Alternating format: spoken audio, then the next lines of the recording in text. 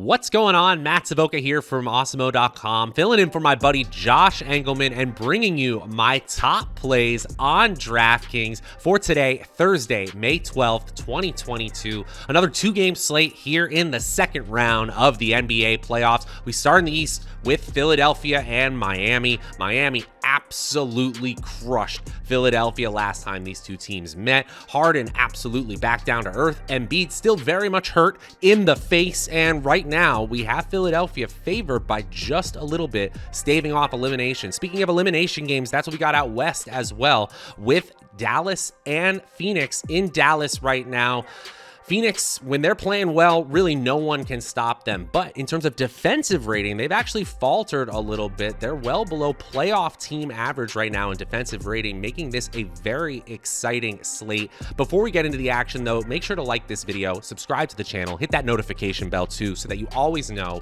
when we're going live. You guys know what to do. And if you could give me, Matt Savoca, a follow on Twitter at Draftaholic, that's always much appreciated as well. Go ahead and give my buddy Josh a follow at Josh Engelman as well. He's the GOAT. He created these videos. I'm just filling in, of course. And we want to thank our presenting sponsor, No House Advantage. You see the ad at the bottom of the screen there. No House Advantage is offering a new way to play daily fantasy sports with prop-based contests where you can beat your friends instead of the house. Make sure to use promo code Awesemo when you sign up to get up to a $25 first match deposit bonus. And go over to Awesemo.com and use our tools specifically for No House Advantage to help you take down big prizes. Okay, guys, on the screen here, you see my 10 through 6 of my top plays on DraftKings. We see a whole lot of 76ers to start things off, and of course, one Phoenix player there at the top. There's a bit of a bottleneck here as we look at 10 through 6. Tyrese Maxey, Spencer Dinwiddie, James Harden. It's really hard to see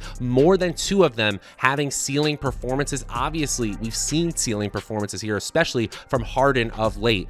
32% chance of being the optimal lineup essentially for all of them. That's the same as Joel Embiid. Obviously, the ceiling potential for a player like Embiid, when fully healthy, is higher than nearly everyone on this slate. But right now, I'm thinking that this injury may actually affect him, if not from a playing time standpoint, from a productivity standpoint, just a 32% chance of being in the optimal lineup despite that MVP season. Then it's Jay Crowder, who can obviously get hot from deep, isn't the biggest contributor on the Phoenix Suns, but still, the optimal lineup percentage is solid for a player who's 5,400, has a 25-point median projection, and needs about 40 points to feel really good about him in a GPP. A 35% optimal lineup percentage is a little higher than I would like, but in this two-game slate, you're gonna have to find value somewhere. He almost cracks the top 5. Who makes it?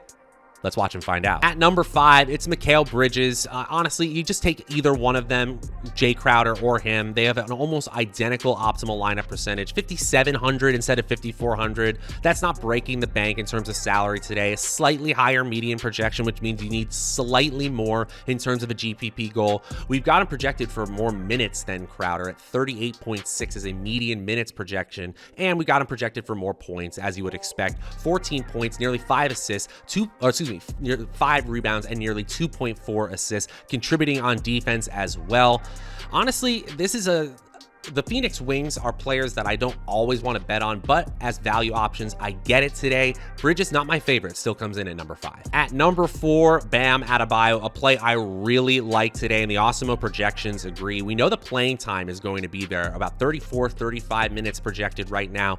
And what's really fueling the fantasy point projection right now is the rebounding category. He's been at about 7.5 rebounds per game throughout the playoffs and in this series, but we saw that much higher during the regular seasons, nearly at 9.5 per game. And then you add on the fact that he's actually playing more minutes during the playoffs than he has during the regular season. We eventually will see those rebounding numbers improve. And when they do, a huge fantasy performance could be right behind that, because he scores plenty here. 17.2 points projected for him. That's actually pretty conservative. And he adds a little bit in the assist category, the steals and blocks category as well. He needs about 50 points for you to feel really good about him in a GPP.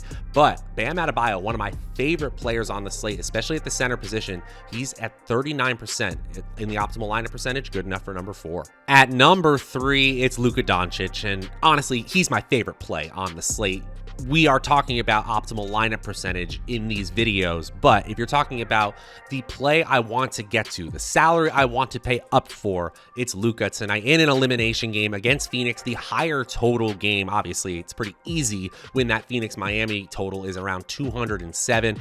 Luka's going to show up tonight. We've got him projected for 60 fantasy points here, and he obviously could get to 70, 75 in a perfect situation. I mean, that's really, really tough, but still, it's in the range of outcomes for a player like Doncic, like it is for basically no one else on this slate. We got a near triple-double projected for him, 30.8 points, 11 rebounds, and 8.0 assists, 1.4 steals as well on the Awesemo projections right now, and we think he's going to play nearly 40 minutes. Now, he hasn't averaged that high, but in an elimination game, you could see Doncic trying to go the distance here or close to it. He is my favorite player on the slate. If you just take the stats out of it, this is the player I want to pay up for. He comes in at number 3 on this list. At number 2, it's Dorian Finney-Smith. And again, we're looking at wing players who can contribute a lot, who are going to get a ton of playing time, need about 25 to 30 points as a median projection to hit value when they're 5,500 or so in salary. That's the exact salary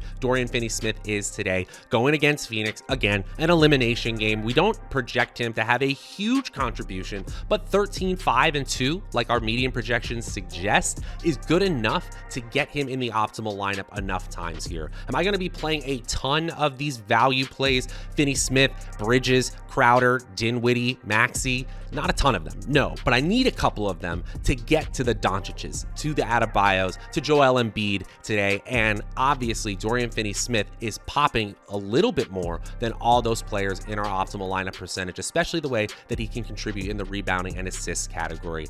Again, not my favorite play. We already went over who that was, but if you're looking at pure optimal lineup percentages, not many players, in fact, only one player looks better today than Dorian Finney-Smith. Now, before I reveal my final play, my number 1 play on DraftKings for this Thursday slate, just want to remind you guys, go ahead and like this video, subscribe to the channel, hit that notification bell too, so that you always know when we're going live. You guys know what to do. And if you could give me, Matt Savoca, a follow on Twitter at Draftaholic, that's always much appreciated as well. Also want to give one more huge shout out to our presenting sponsor, No House Advantage. Use promo code Awesemo when you sign up to get up to a $25 first match deposit bonus. You got mass entry capabilities, big prize pools like you're used to, but you're playing against your friends, not the house. They have over 500 daily player props available for you on No House Advantage. Download it in the App Store or play over on nohouseadvantage.com. Okay, guys, let's get into my number 1 play on DraftKings for this Thursday.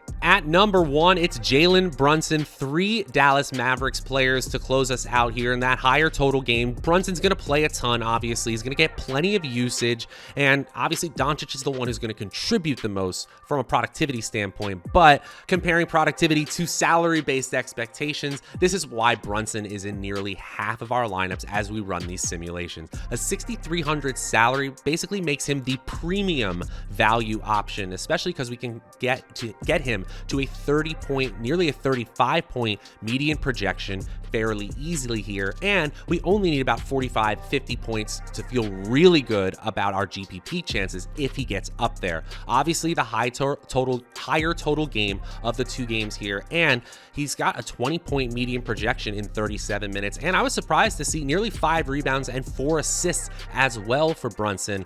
That has to do with how Phoenix has been pretty so-so defensively right now. Brunson, in terms of value, you can't do much better than that. Doncic, still my favorite, but looking at pure optimal lineup percentage, no one comes out better today than Jalen Brunson. He's my number 1 play on DraftKings today. And that is going to do it for my top plays on DraftKings for today, May 12th, 2022. If you're looking for the FanDuel version of this video, it's around here somewhere. Go ahead and look for it on the channel. We will be back, and Josh will be back with all of these videos throughout the NBA playoffs. For Josh, and until next time, I'm Matt Savoca from Awesemo.com. We'll see you guys later.